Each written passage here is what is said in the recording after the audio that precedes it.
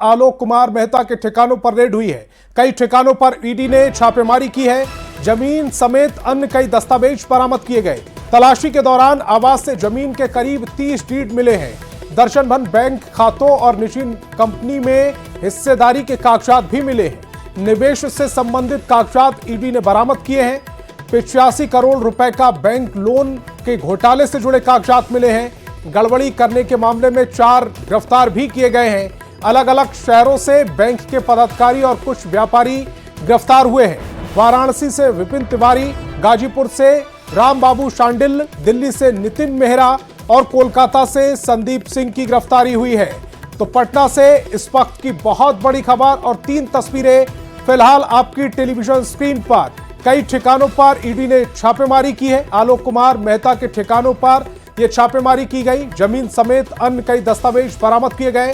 तलाशी के दौरान आवास से जमीन के करीब 30 डीड मिले हैं। दर्जन भर बैंक खातों और कुछ निजी कंपनियों में हिस्सेदारी के भी सबूत मिले हैं, कागजात मिले हैं। निवेश से संबंधित कागजात ईडी ने बरामद किए हैं।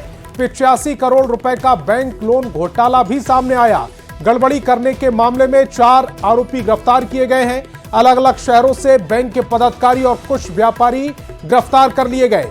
वाराणसी से विपिन तिवारी, गाजीपुर से राम बाबू शांडिल, दिल्ली से नितिन मेहरा और कोलकाता से संदीप सिंह की गिरफ्तारी हुई है।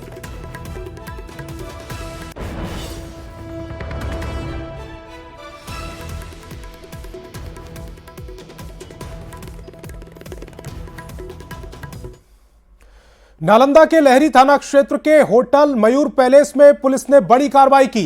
होटल मयूर पैलेस में बर्थडे पार्टी की आड़ में शराब और डांस पार्टी का आयोजन किया जा रहा था। पुलिस ने छापेमारी कर वार्ड पार्षद, जनप्रतिनिधि, होटल मालिक, मैनेजर समेत 44 लोगों को गिरफ्तार किया है। गिरफ्तार किए गए कई लोग शराब के नशे में धुत थे। पुलिस की कार्रवाई के दौरान पार्टी में शामिल डांसर और कुछ लोग मौके से फरार हो गए। पुलिस ने 4 बोतल विदेशी शराब, डीजे सेट और अन्य आपत्तिजनक सामग्री को बरामद कर लिया है।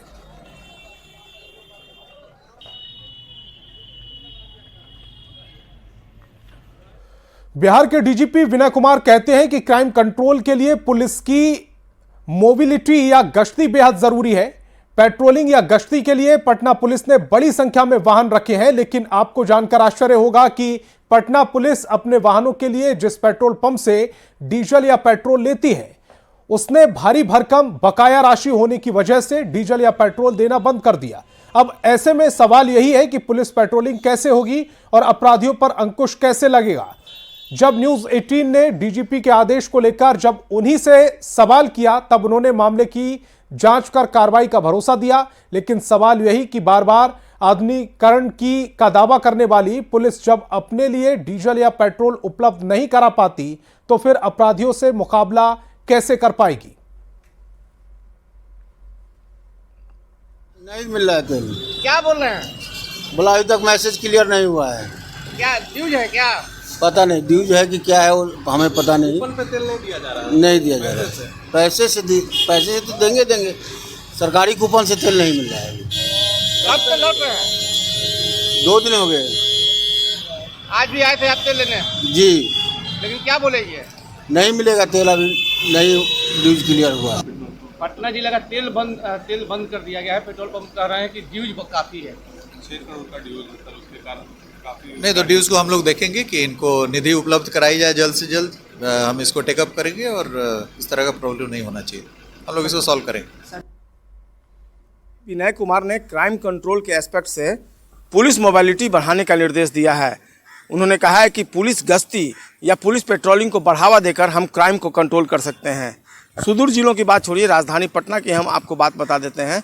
राजधानी पटना में जो पुलिस वाहन हैं, उन वाहनों पर पेट्रोल पंप जहां से पुलिस के लिए पेट्रोल और डीजल मुहैया कराया जाता था, उसको फिलहाल बंद कर दिया गया है। दरअसल पटना पुलिस का पेट्रोल पंप पर करोड़ों का बकाया है, जो जानकारी मिली है। और ऐसे में पेट्रोल पंप ने पुलिस गाड़ियों में तेल यानी डीजल और पेट्रोल देना बंद कर दिया है। ऐसे में सवाल यही है कि पुलिस की मोबिलिटी कैसे बढ़ेगी और पुलिस गश्ती कैसे होगी। हालांकि इस पूरे मामले को लेकर डीजीपी ने गंभीरता दिखाई है और उन्होंने कहा है कि इस पूरे मामले की जांच करवाई जा रही है ताकि पटना पुलिस को जल्द से जल्द जो गाड़ियां हैं उसमें डीजल और पेट्रोल मुहैया कराई जा सके। लेकिन सबसे बड़ा सवाल यही है कि यह पहला मामला नहीं है, यह पहली बार ऐसा नहीं हुआ है जब पुलिस की गाड़ियों में डीजल और पेट्रोल बंद किया गया है। सवाल यही है कि बार बार इस तरह की समस्या क्यों उत्पन्न हो जाती है। संजय कुमार, न्यूज़ 18, पटना।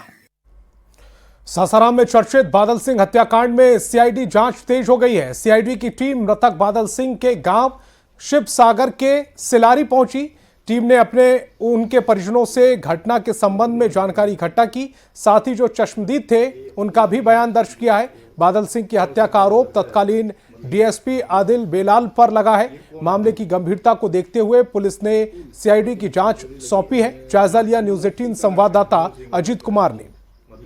बादल सिंह हत्याकांड को लेकर सीआईडी की टीम मृतक बादल सिंह के घर पहुंची है, शिवसागर के शिलारी गांव पहुंची है और उनके परिजनों से बातचीत की है और जो घटनाक्रम था उसके बारे में जानकारी ली है। तो अब अपराध अनुसंधान विभाग की पूरी टीम जो है पिछले 2 दिनों से जांच कर रही है और अब जाकर बादल के घर पहुंची है और परिजनों से पूरे घटनाक्रम की जानकारी ली जा रही है। अजीत कुमार, न्यूज़ 18, सासाराम।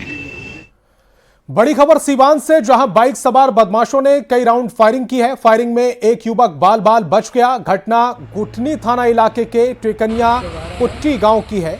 युवक दीपक बेलौर गांव से मैरवा जा रहा था, तभी कार सवार बदमाशों ने फायरिंग की। उसके बाद अपनी कार में बैठाकर उसे कुछ दूर ले जाकर छोड़ दिया। घटना की सूचना मिलते ही एसडीपीओ समेत कई थानों के पुलिस घटनास्थल पर पहुंची और मामले की जांच में जुट गई। बिहार में कैसे सरकारी पैसे का बंदर बांटकर जनता के हक पर सेंधमारी होती है, इसकी एक और तस्वीर देखने को मिली। जमुई में 10 दिन पहले बनी 1 करोड़ 68 लाख की सड़क उखड़ने लगी है। तस्वीरें जिले के बरहट इलाके के सुखलेना जाने वाली ग्रामीण सड़क की है। ग्रामीण कार्य विभाग की ओर से लगभग 4.5 किलोमीटर लंबी बनी ये सड़क कई गांव को जोड़ती है, लेकिन निर्माण के 10 दिन बाद ही इसकी क्या स्थिति है, क्या हालत है, ये आप देख पा रहे हैं। सड़क का जायजा लिया संवाददाता केसी कुंदन ने।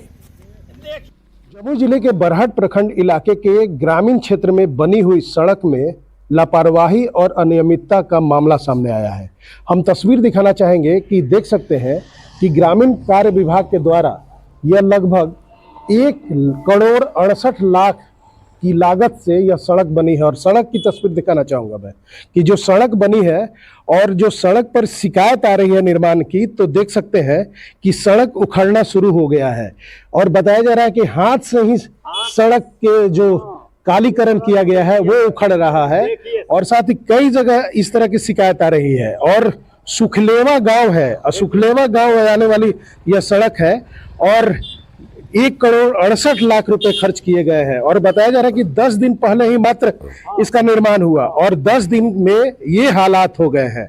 और बताया जा रहा है कि इसमें जो निर्माण एजेंसी है उसके द्वारा लापरवाही बरती गई है। और जैसा कि तस्वीर में देख सकते हैं कि जो थिकनेस है वो शायद कम है और साथ ही वो जो घटिया निर्माण की बात आ रही है कि सड़क निर्माण में घटिया सामग्री का उपयोग किया गया है। मुश्किल से मिनिमम 10 दिन हुआ होगा और रात में आयारी ढाल के ही बना के चल गए और न इसको कोई देख रेख करने वाला था और न कुछ ने। जब इस पर आना जाना स्टार्ट किया हम लोग तो देखे कि ऐसा उखड़ गया। ऐसा निर्माण कैसा? हाँ, निर्माण ही टूट गया सर, निर्माण टूट गया। क्या चाहते हैं आप? हम चाहते हैं कि रोड बढ़िया बन जाए सर, रोड बढ़िया बने। हाँ, तो जाते होंगे यहाँ से कम 10 से 15 गांव का लाभान्वित है सर। 10 से 15 गांव के लोगों का आना जाना इस रास्ते से होता है। अगर बनेगा तो जाहिर तौर पर जांच होनी चाहिए और कार्रवाई होनी चाहिए। इस संबंध में अब अधिकारी ही बताएंगे कि आखिर उनकी तरफ से क्या हो रहा है। केसी कुंदन, न्यूज़ 18, जमुई।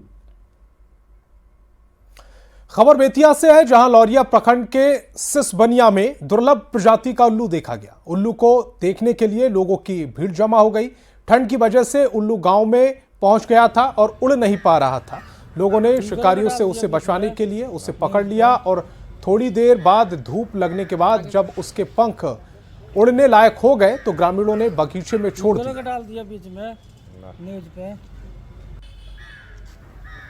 तो तस्वीरें इस समय आपकी टेलीविजन स्क्रीन पर हैं। बेतिया से ये तस्वीरें आप तक पहुंचा रहे हैं। ये दुर्लभ प्रजाति का उल्लू है और बताया जा रहा है कि ठंड लगने की वजह से ये उड़ नहीं पा रहा था।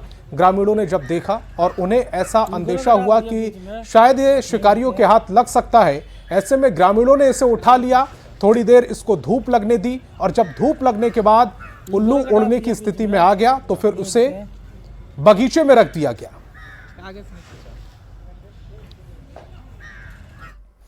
तेजस्वी यादव के जीके टैक्स वाले बयान पर सियासत जारी है। डिप्टी सीएम सम्राट चौधरी ने लालू फैमिली पर निशाना साधा।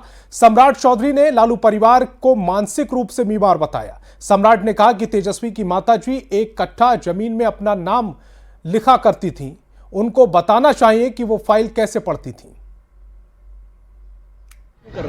कौन से डीके टैक्स की बात कर रहे हैं? देखिए, मानसिक रूप से बीमार है लालू जी का परिवार। लालू जी के परिवार को घोटाला ही दिखाई देता है, जबकि उनके जीवन में कभी उन लोगों ने कोई काम ही नहीं किया है। उनको याद नहीं है उनकी माताजी 1 कट्ठा जमीन में अपना नाम लिखा करती थी, तो जाके ये पहले बताना चाहिए कि वो फाइल कैसे पढ़ती थी। तेजस्वी यादव के लिए सोशल मीडिया पर लालू प्रसाद के पोस्ट पर मंत्री प्रेम कुमार ने हमला बोल दिया। प्रेम कुमार ने कहा कि 15 साल में लालू प्रसाद ने क्या किया ये बताना चाहिए। अंधेरे का बिहार, जंगलराज और घोटाले का बिहार।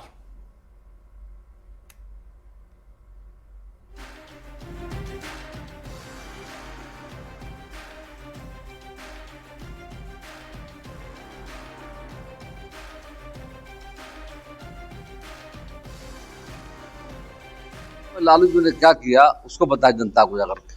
अंधेरे का बिहार, गड्ढे का बिहार, जंगल राज, घोटाला, दवा घोटाला, अलकतरा घोटाला, अपनी उपलब्धि तो बताएं 15 वर्षों का क्या किए। और हाल में सरकार में शामिल होने का मौका मिला है, किस सत्ता का तेजस्वी यादव की टीम के लोगों ने दुरुपयोग किया जाकर के, जनता ने देखा जाकर के। दरभंगा में सीएम नीतीश की प्रगति यात्रा में आए आरजेडी के दरभंगा ग्रामीण विधायक ललित यादव ने नीतीश सरकार पर हमला बोला। ललित यादव ने आरोप लगाया कि बिहार में ब्यूरोक्रेट्स सरकार चला रहे। ललित यादव के बयान पर बीजेपी विधायक संजय सरावगी ने पलटवार किया है। मंत्री जी आए प्रगति यात्रा में दरभंगा, तो स्वागत है। और आप तो जानते हैं ये सरकार ब्यूरोक्रेटिक है, डेमोक्रेटिक नहीं है। ब्यूरोक्रेटिक ढंग से ब्यूरोक्रेट लोग जो बात को रखे उसी की बात को, ये डेमोक्रेटिक रूप से नहीं हुआ है।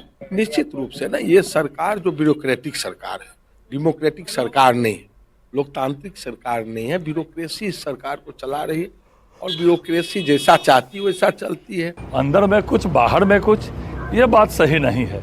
और उन लोग के समय में क्या हुआ, जिनके राष्ट्रीय अध्यक्ष सजा याफ्ता हो, 2005 के पहले क्या था, हॉस्पिटल में एक मरीज नहीं, घर पर 5 बजे के बाद लोग निकलते नहीं थे। क्या हालत थी इस बिहार की, जिस तरह इन लोगों ने बिहार को लूटा है। रोहतास के डेहरी में राज्यसभा सांसद उपेंद्र कुशवाहा ने लालू प्रसाद और आरजेडी पर जमकर हमला बोला। कुशवाहा ने कहा कि लालू प्रसाद और उनकी पार्टी सिर से लेकर पांव तक भ्रष्टाचार में डूबी है। सत्ता में वापस आने की छटपटाहट में वे इस तरह के बयान दे रहे हैं। लालू जी जब भ्रष्टाचार की बात करते हैं तो लोग भी सुनकर हंसते हैं। सर से पांव तक जिस पार्टी के सभी नेताओं का भ्रष्टाचार में लिप्त हो और उन लोग भ्रष्टाचार का आरोप नीतीश कुमार जी जैसे स्वच्छ छवि वाले नेता के ऊपर लगावे तो एक तरह से मजाक जैसा लगता है। कुछ भी बोल ले, हम तो समझते हैं कि सत्ता में कैसे जाएं इस बात की छटपटाहट है और इसी छटपटाहट के कारण ऐसा बयान देते हैं, लेकिन इससे कोई फायदा उनको नहीं होने वाला है। पूर्णिया सांसद पप्पू यादव ने 12 जनवरी को बिहार बंद के ऐलान पर नगर विकास मंत्री नितिन नवीन ने तंज कसा। नितिन नवीन ने कहा कि लालू राज में जब वो काम करते थे उस दौरान बीपीएससी की क्या हालत थी, तब उनको चिंता नहीं थी।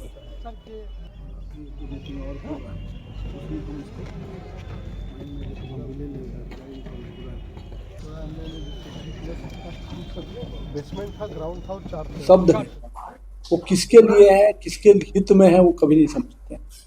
आज जिस बीपीएससी को उनके समय और उनके जो उनके कर्ता धर्ता थे उस बीपीएससी के क्या हालत करके रखे थे, उस समय उनको चिंता नहीं होती थी जब लालू शासन में वो काम करते थे। आज बीपीएससी एक प्रामाणिकता के साथ काम कर रहा है और बच्चों को विश्वास है, तभी वो कहीं ना कहीं बच्चे आज इतनी बड़ी संख्या में एग्जाम दे पाए। मेरा ये मानना है कि राजनीति करना अलग विषय है, बच्चों को मिसगाइड नहीं करना चाहिए। मधुबनी से बड़ी खबर मिल रही, मिनी गन फैक्ट्री का खुलासा हुआ। थाने के नाक के नीचे सालों से ये मिनी गन फैक्ट्री चल रही थी। अवैध पिस्तौल का निर्माण चल रहा था। पुलिस और एसटीएफ ने मिनी गन फैक्ट्री का खुलासा करते हुए 5 आरोपियों को गिरफ्तार कर लिया। टीम ने भारत नेपाल बॉर्डर इलाके के खोटौना थाने के झांझपट्टी और खोटौना बाजार में छापेमारी की थी। इस दौरान इसका भंडाफोड़ हुआ। मौके से पुलिस ने भारी मात्रा में हथियार निर्माण सामग्री और उपकरण जब्त कर लिए।